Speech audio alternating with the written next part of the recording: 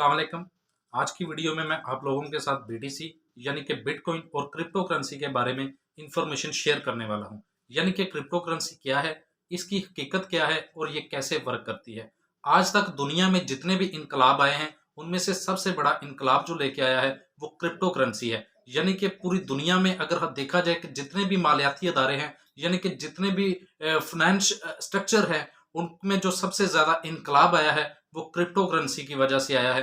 अगर आपने रिसर्च करें तो इस मुख्तसर से अरसे में क्रिप्टो करेंसी की बदौलत बहुत से लोग मिलियनर और बिलियनर बने हैं। आज की वीडियो में मैं मुकम्मल तफसील के साथ आप लोगों को क्रिप्टो करेंसी के बारे में बताने वाला हूं। क्रिप्टो करेंसी बेसिकली है क्या चीज, तो वीडियो को लास्ट तक पूरा देखिएगा। मैं ये तो नहीं कहूंगा कि इस वीडियो को देखने के बाद आप भी करोड़पति बन जाएंगे, लेकिन अगर आप क्रिप्टो करेंसी को सीख जाएंगे, क्रिप्टो करेंसी को समझ जाएंगे, तो आने वाले टाइम में आप भी इस बहती गंगा में हिस्सा ले सकते हैं। तो सबसे पहले हम बात करते हैं कि क्रिप्टो करेंसी है क्या चीज। क्रिप्टो करेंसी एक डिजिटल करेंसी है और ये वर्क कैसे करती है, मैं आप इसके लिए आपके साथ एक एग्जांपल शेयर करता हूं। ये देखें मेरे पास, फर्ज करें ये क्या है, एक कागज का टुकड़ा है जिसके ऊपर लिखा हुआ है 1000 रुपया।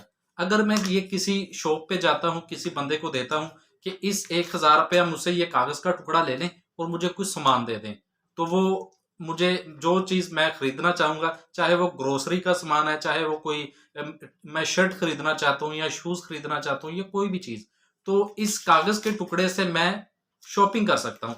इसी तरह का मेरे पास एक कागज का टुकड़ा और है, इसके ऊपर भी 1000 रुपया लिखा हुआ है। अगर मैं ये किसी दुकानदार को दूं कि ये कागज का टुकड़ा ले लो और आप इसके बदले मुझे ग्रोसरी का सामान, इससे मैं कोई खरीदना चाहूंगा या अपनी शर्ट वगैरह या कोई भी इसके मैं शॉपिंग करना चाहूंगा, तो ये कागज का टुकड़ा कोई भी नहीं लेगा। इसकी रीजन क्या है? ये जो कागज का टुकड़ा है इसके पीछे स्टेट बैंक है। उसको स्टेट बैंक यानी कि सेंट्रल बॉडी है, सेंट्रल बॉडी स्टेट बैंक, और हमारी जो गवर्नमेंट है पाकिस्तान की उसने इसको रजिस्टर किया है, इसको अलाउ किया है। इसके पीछे स्टेट बैंक है और स्टेट बैंक की इसके ऊपर स्टैंप है, इसका नंबर है, कोड है और ऊपर बाबा जी की तस्वीर बनी हुई है। इसलिए इसकी एक वैल्यू है। इसके ऊपर अगर 1000 लिखा है तो ये 1000 रुपए में नोट किसी भी जगह पे चल सकता है और इससे हम शॉपिंग कर सकते हैं। इसके पीछे कोई पंदा नहीं है, इसलिए इसकी कोई वैल्यू नहीं है। तो ये भी कागज का टुकड़ा है और ये भी कागज का टुकड़ा है। और इस चीज को समझने के लिए, जब ये करेंसी नहीं थी, इससे पहले क्या था? इससे पहले गोल्ड था। लोग अपनी गोल्ड से पहले क्या था, गोल्ड से पहले लोग ट्रेड किस तरह करते थे? फर्ज करें किसी ने चावल लेने हैं तो वो, अब उसके पास अगर गंदम है तो वो गंदम दे के उसके बदले चावल ले लेगा। जिसके पास चावल है वो चावल देगा और उसके बदले कपास ले लेगा या कपड़ा ले लेगा या सब्जी ले लेगा। यानी कि जेर मुबादला इस तरह होता था।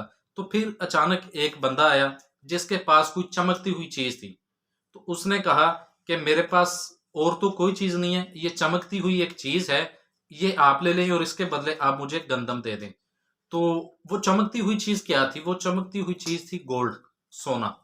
तो उसकी जो वैल्यू है वो इसी तरह बढ़ती गई, क्योंकि वो बहुत कम जो लोगों के पास मौजूद होती थी। तो इसके इसलिए तो उसकी जो कीमत थी वो आहिस्ता आहिस्ता जो है, अगर किसी ने एक बोरी यानी कि 1 मन या 2.5 मन वो गंदम दे के किसी से गोल्ड लिया है, तो जाहिर सी बात है वो आगे नेक्स्ट जब किसी को सेल करेगा तो वो उससे कम नहीं करेगा, वो उसे 2 बोरी 2.5 मन या 3 मन से ज्यादा गंदम लेगा तो फिर वो गोल्ड उसे देगा। तो इसी तरह क्रिप्टो करेंसी है।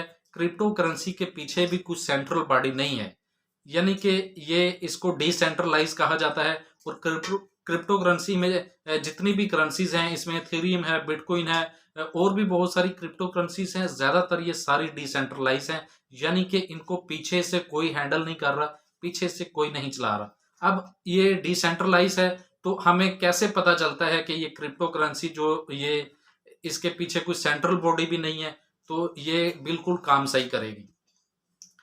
फर्ज करें कि मैंने अगर किसी के साथ ट्रेड करनी है, उस ट्रेड के लिए मेरे पास जो क्रिप्टो करेंसी है वो मैं ट्रांसफर करूंगा किसी दूसरे बंदे को, तो मेरे मोबाइल फोन से या मेरे लैपटॉप से जब क्रिप्टो करेंसी निकल के दूसरे के मोबाइल में जाएगी या लैपटॉप में जाएगी, हमारा जो ट्रांजैक्शन का अमल है, पीछे एक बंदा बैठा होता है जिसे बोलते हैं माइनर।